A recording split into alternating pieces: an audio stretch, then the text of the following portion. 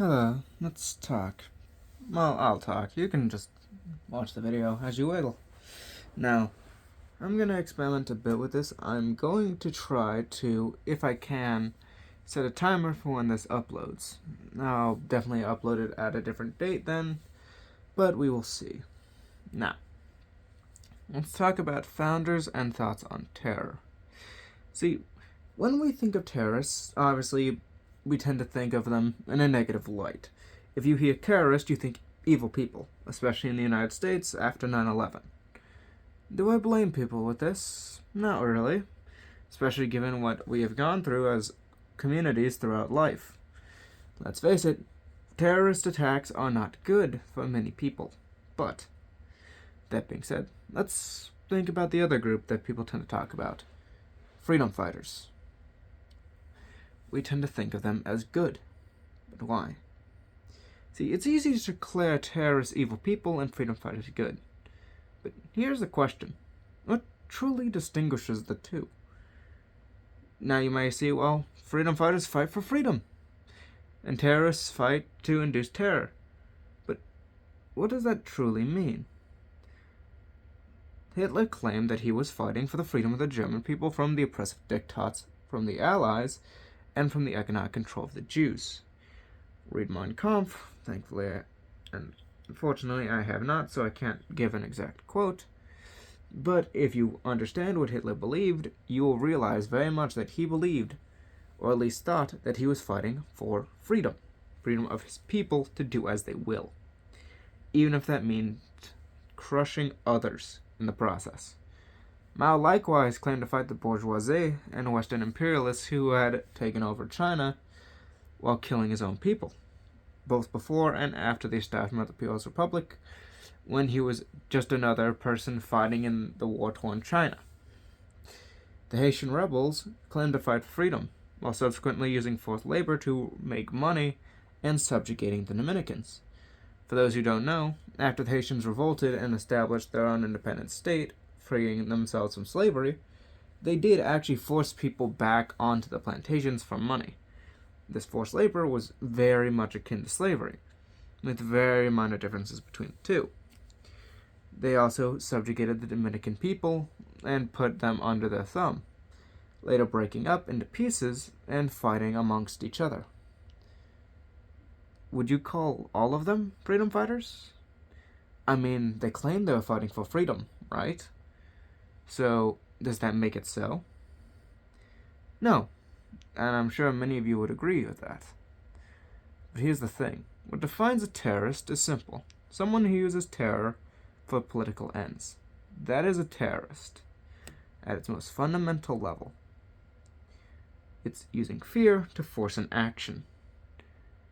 What do freedom fighters do? They use fear to force an action.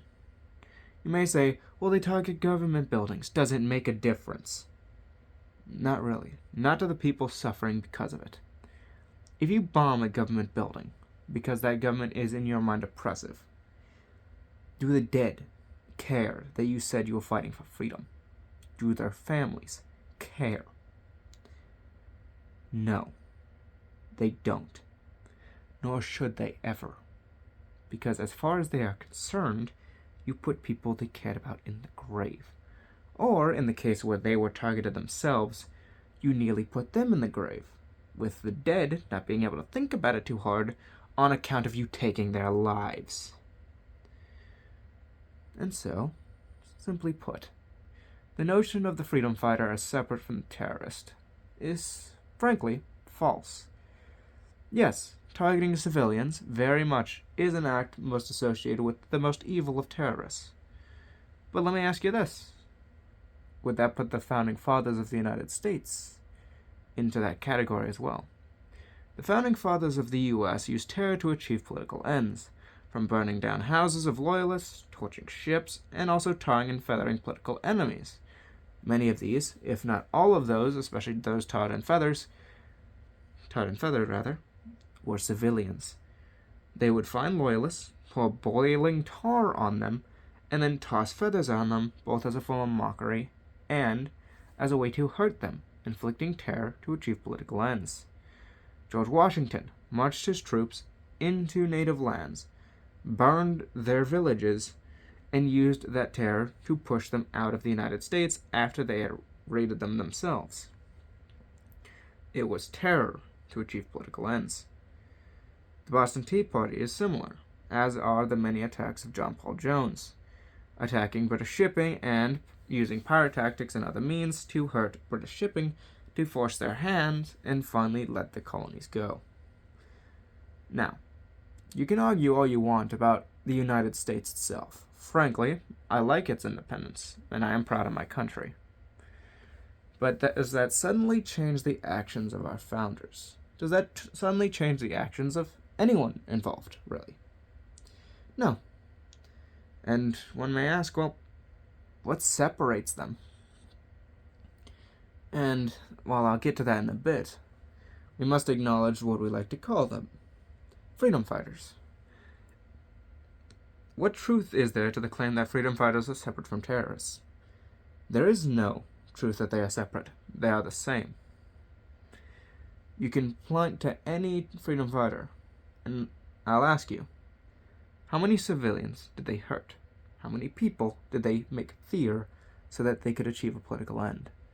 Even if you argue that these people are oppressive, okay, does that change the action itself? No. You can argue it changes the justification, but never the action itself. Me punching someone does not change whether I'm punching a sinner or a saint. It can never change because it is me taking it. It is my action. All that changes is the level of justification you can give to the action. That is all that changes. The action itself stays the same, no matter who. And so, the difference really is PR. Freedom fighter is a PR term, nothing more. And even then, it's a rather poor one. To quote a certain George Carlin, if firefighters fight fire, and crime fighters fight crime, what do freedom fighters fight? People love ignoring that. They love saying, well, they fight for freedom. But they are freedom fighters. They fight freedom. That is the very nature of their name. You may not like it. Go ahead, argue against it, but per our other words and how our language works, that'd be correct. They fight freedom. And the only thing that separates those truly abhorrent and those who are not is how they restrain themselves, or how much they don't. What thus determines the righteousness of such actions is, as stated, the limits that will not be crossed, and how the groups choose to govern, either after they win or during the campaign. For example, the Taliban. They governed parts of Afghanistan even before they took it over. Again, technically they ruled before. They used drugs, they continued to grow it, and they would tax and rule their own people in ways aligned with their version of Islamic law, also known as Sharia. That is how one can judge them, and the righteousness of their cause. Would I say it was just? No. Nor will I ever claim such. The United States faced similar. Even if you argue that what we did to our indigenous peoples was disgraceful, which you are welcome to do, and I will not argue against it, you cannot deny that our United States is rather exceptional in how little we have gone overboard in terms of governance, especially at the beginning. See, the United States was in a very prime position for a Napoleon of sorts. It was separated by many groups. Simultaneously, it didn't have a very strong central government, and there's only one or two people that were really respected throughout the whole country. There might have been a few more arguably, but only two really stood out among all others: Thomas Jefferson and George Washington. But one of those people had the army, and there were plenty of people willing to make Washington king. If Washington was less of our Cincinnatus and more our Napoleon, the United States could very well have ended up in a similar state to revolutionary France, bickering amongst itself, only to have itself overthrown by a person who decided to become an enlightened despot. How true that enlightenment is, one can debate. But it was always an option, and a very real risk. Haiti faced exactly that. Following the original leader's deaths and a few other incidents, Haiti actually divided itself, fighting amongst itself until it united again, but also killing many of its own people in the process. It was not a pleasant time. Similar happened to many Latin American countries following their independence. Of note would be Argentina and its dictatorship in the Rio de la Plata under Cadillo, alongside Venezuela to a different extent, and several countries in Central America, again to varying degrees. Mexico itself is rather famous for Santa Anna, who did his own thing, but he was hardly the only one in Mexico's politics. And so we see. What really determines the difference between a terrorist and a freedom fighter is PR. And I don't say that to be edgy or anything like that, rather as a basic fact. And so then, here's the question. What terrorists should we support? And the only answer I can come up with is those that restrain themselves to any extent and who govern morally, or to some extent with morality in mind. Will that be a guaranteed thing? No, not even close. In fact, it is a really unlikely thing. As much as we Americans love to imagine the image of the great revolutionary struggle and the fight for freedom, here's the reality. 90% of revolutions end in dictatorship. Why? Because think about the structure needed to overthrow a government. Truly think about it. What do you need? You need arms, you need men, and you need loyalty to a leader or a group of leaders, because those people are who directs the resources. And so, after the army is used and the people who back it are sent to fight, and they win, who's left in charge? That person or that group who led them. And those people are the ones with the guns. They are the ones with the soldiers with experience and power. And so they are in a prime position to take the reins for themselves. Human nature being what it is, and let's face it, the very position opens itself up to the nature of those power hungry, because, well, who's going to want to lead a massive revolt? It's either an ideologue or someone who's power hungry. And with that, a lot of these people will become dictators.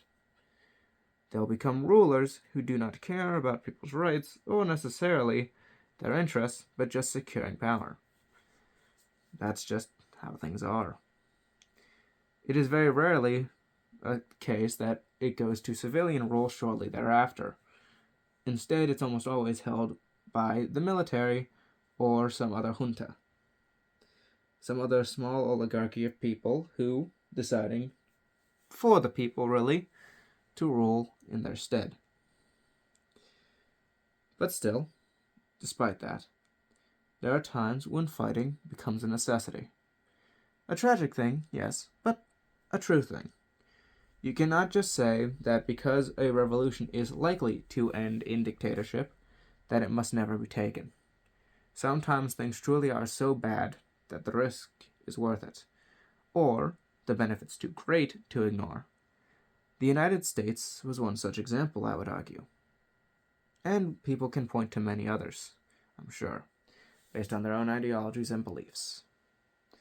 And these necessary evils that are required to achieve such goals sometimes must be done, and that goal may be moral and righteous as any other. But that doesn't change the evil inherent in these actions. Murder is murder, whether you like it or not. Me taking a life is still a life being lost. You may argue it is justified under some other frame of ethics, or some other moral system. But the action does not suddenly change its nature. It does not suddenly stop being murder just because I think it was serving a cause or fixing a problem. No. Murder is murder. and it will never stop being murder. And so, we must accept with every single cause those evils necessary to achieve them, those goals, and the sins that come with them. We cannot avoid them. We cannot pretend they do not exist. Merely accept them and weigh the options. It's easy to say, just take this action. Just do this or that. Be freedom fighters. Fight for what is right. But how? By what means? Through what techniques and through what sins? Count the bodies. By the end, you may well see that your gamble was wrong. You may also see that your gamble was right. In truth, we can never know for certain until the dice have all been rolled, and the numbers calculated for themselves. But if we truly want to make things count, it is best to restrain ourselves. Because it is so easy, especially nowadays, to say, we need big action, we need to attack people, or do something extreme to achieve these goals. Do we? Do we truly? Are the actions you are claiming necessary, truly in our best interests? Is the terror you wish to instill to ensure something, truly what is best to do so? I will not claim one way or the other, because truthfully, where I stand on this and what you do will always be different based on ideology, positions, and end goals.